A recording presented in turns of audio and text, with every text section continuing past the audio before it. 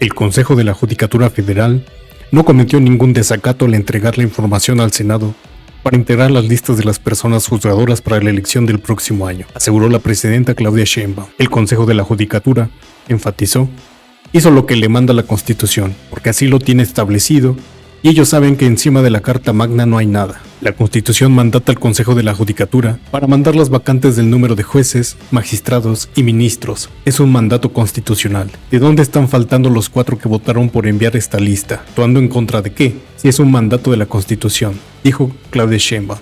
Yo lo diría en dos sentidos, ¿no? Uno, ayer lo dijo en su discurso la historiadora que se presentó, la doctora Gómez, y refiriéndonos al Poder Judicial, quiere decir que a 200 años de la República, que estableció la elección, aunque era indirecta hasta 1917, del Ejecutivo y el Legislativo, y ella dijo la mejor manera de celebrar los 200 años de la República es la reforma constitucional, en donde ahora el Poder Judicial también va a ser electo por el pueblo. Por supuesto, no es todo. Lo que queremos es erradicar la corrupción en todos lados donde se encuentre. La corrupción pues es de los peores males, si no es que el peor mal que tuvo nuestro país. El presidente López Obrador avanzó muchísimo y hay que seguir avanzando. Entonces vamos a la reforma al Poder Judicial, a hacerla realidad. Ya el Consejo de la Judicatura entregó al Senado cuáles son los vacantes para que se pueda establecer qué jueces, qué magistrados y los ministros y ministras de la Corte que van a ser elegidos en el 2025, la otra parte en el 2027 y todo el proceso que viene adicional. Faltan muchas leyes secundarias, desde procedimentales, la propia ley orgánica de la Corte, esto que se ha dicho de que este nuevo tribunal judicial va a ser autoritario, no, pues tiene que tener reglas muy claras. Entonces viene esta parte. Y después vamos a analizar también fiscalías, justicia cívica, que es muy importante para consolidar el sistema de justicia de nuestro país. Yo siempre digo que la cuarta transformación, entre otros elementos centrales, pero tiene una palabra que es justicia, en su ámbito más amplio. Es justicia social, es justicia para las mujeres, es justicia ambiental y es un sistema de justicia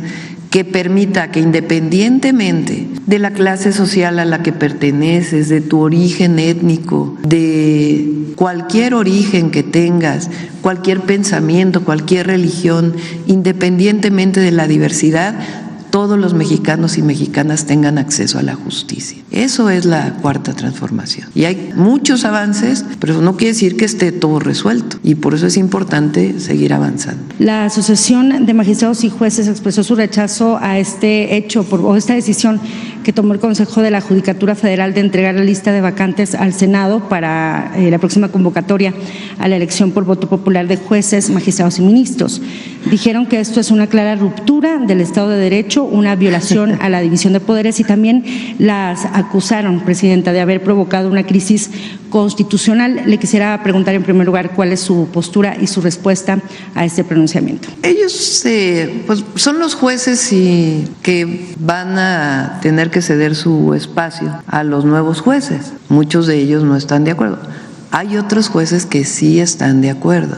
Hay que decirlo, que por cierto les dan muy poco espacio en los medios. Valdría la pena que se abriera también los medios de comunicación a que escucharan no solamente a algunos ministros de la Corte o ministras, sino también a jueces que están de acuerdo con que se haga están de acuerdo con la reforma que ya se hizo constitucional al Poder Judicial. ¿Qué ocurrió en México? O sea, yo no veo ninguna crisis constitucional, no. Se ha cubierto todos los requisitos y normas que establece la Constitución de la República. Y de nuevo, hubo una elección el 2 de junio.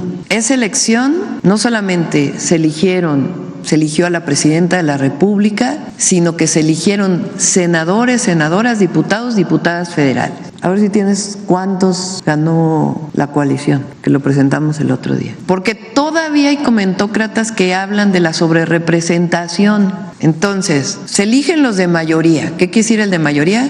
El que gana en su distrito. Y después esos son 300 distritos electorales, diputados. Senadores son 2 senadores que se eligen, que tienen la mayoría, y un tercero, que es la primera minoría.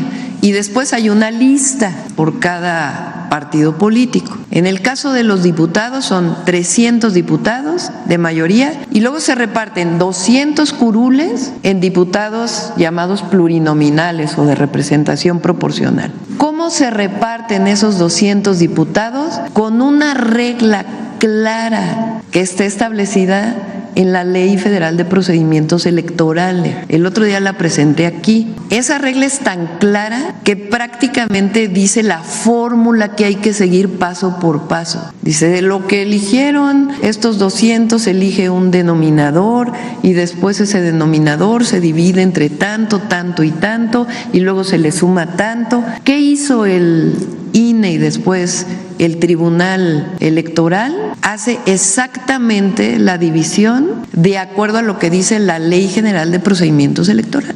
Igual que se hizo en el 2015, igual que se hizo en el 2018, igual que se hizo en el 2021, igualito, igualito, igualito. Así, igualito se hizo en el 2024. ¿Qué resulta? Pues que la coalición formada por Morena, PT y Partido Verde tiene mayoría calificada, es decir, más de las 2/3 partes de la Cámara de Diputados. ¿Y qué resulta? Que también en el Senado de la República se tienen 86 senadores, que es la mayoría calificada. ¿Qué dice la Constitución? ¿Cómo se cambia la Constitución? Dice, primero el artículo 39, que es que el pueblo tiene derecho a cambiar su forma de gobierno en todo momento. Es el soberano. Y luego en el último capítulo en el último artículo de la Constitución dice, para cambiar esta Constitución tiene que ser con las 2/3 partes de los presentes en la Cámara de Diputados y en la Cámara de Senadores y la mayoría de las legislaturas locales. ¿Qué se hizo? Se presenta una modificación a la manera en que se elige al Poder Judicial. Eso representa un cambio constitucional. ¿Cómo se hace el cambio constitucional? Se presenta una propuesta por parte del Ejecutivo, se analiza en las comisiones, se pone a votación en la Cámara de Diputados y resulta que votan más de las 2/3 partes. Se va al Senado y resulta que votan las 2/3 partes. Y después se va a los estados y resulta que votan más de las 2/3 partes de todos los congresos locales. ¿Qué resulta? Una nueva Constitución. Entonces, quien defiende sus propios privilegios ha presentado amparos, pero resulta que el amparo no es para un asunto constitucional, es o para leyes secundarias o para un acto que comete una autoridad. ¿Dónde está la crisis constitucional? En ningún lado. ¿Quién decidió? Con base en la Constitución, con base en las reglas que se aplicaron en el 2012, con las mismas reglas que se aplicaron en el 2018, con las mismas leyes. ¿Quién decidió que avanzara el llamado Plan C? El pueblo. Por eso, 8 ministros de la Suprema Corte no pueden detener este cambio constitucional que ha seguido paso por paso todas las reglas establecidas en nuestras leyes y en nuestra Constitución. ¿Va a ser benéfico para México esto? Sí, porque tenemos un poder judicial con mucha corrupción. La propia presidenta de la Suprema Corte de Justicia aceptó que hay 46% de nepotismo en el informe que presentó. Imagínense, eso quiere decir que la manera en que se distribuyen los puestos en el Poder Judicial es por el hermano, por el primo, por el hijo, por el nieto. ¿Cómo podemos romper ese esquema? Pues que venga de abajo. ¿Serán buenos los jueces? Claro que sí, porque hay un mecanismo que permite que se abra una convocatoria abierta ¿Qué tienen que cumplir esos jueces? Pues que hayan sacado 8 de promedio en su licenciatura, 9 de promedio en la materia que va a ser su ámbito en el que quieren ser electos. ¿Qué más? Que hagan un ensayo que diga ¿por qué quiero ser juez? ¿Qué más? Cartas de recomendación. Se burlaban porque decían, ¿por qué un vecino puede tener? El que más se entera si es corrupto, el de al lado, es el vecino, porque empieza a crecer su casa, porque tiene 7 coches, porque la probidad tiene que ver también con un juez, con un magistrado, con un ministro y otras cartas de recomendación. Ya que viene eso, entonces se abre una convocatoria, se inscriben 3,000, supongamos. De esos 3,000 que se inscriben, pues entonces hay un comité en el Ejecutivo, un comité en el Legislativo y un comité en el Judicial. ¿Quién nombra ese comité? Nos va a tocar en el Ejecutivo nombrarlo a nosotros. ¿A quién vamos a poner en ese comité? Pues abogados de buen prestigio, que tengan reconocimiento también por su probidad y también que representen los intereses del pueblo y de la nación. Ellos, permítame que termine porque sí, claro, es importante que primero se va a revisar, ¿cumple o no cumple?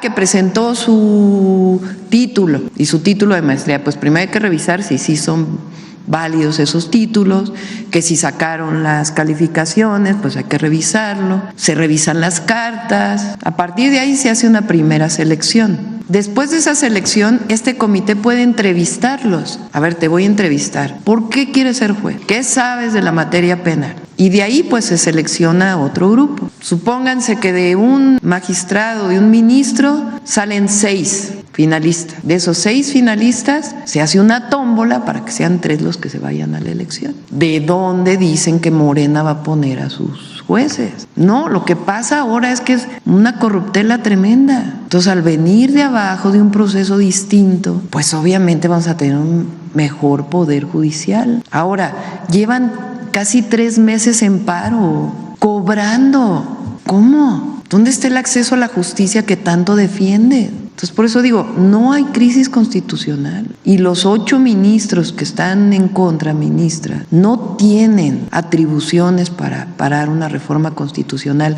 Ya lo dijo el propio Diego Valadez, que no es precisamente una persona que haya hablado a favor de esta reforma o que digan que es del movimiento del que provenimos nosotros. Entonces, la reforma judicial al Poder Judicial va. Y el Consejo de la Judicatura hizo lo que dice la Constitución. La Constitución mandata al Consejo de la Judicatura para enviar las vacantes, el número de jueces, magistrados y ministros, o magistrados y jueces. Es un mandato constitucional. ¿De dónde están faltando los 4 que votaron a favor de enviar esta lista? ¿Actuando en contra de qué? Si es un mandato de la Constitución que viene de este proceso de elección. ¿Considera entonces que el Consejo de la Judicatura no desacató entonces suspensiones judiciales? No, porque es un mandato constitucional. Ellos saben que por encima de la Carta Magna no hay nada. Entonces están cumpliendo con lo que le mandata la Constitución. ¿Será más bien, Presidenta, que es el Poder Judicial, o usted ve que el Poder Judicial es el que está intentando provocar una crisis constitucional? No, yo no hablo de crisis, yo no creo que haya crisis. México está muy bien, económicamente, políticamente, en términos de gobernabilidad, de mejora en el nivel de vida, y vamos a estar mejor. Y la reforma al Poder Judicial nos va a hacer un mejor México. Eso yo creo que todos debemos estar convencidos y convencidas.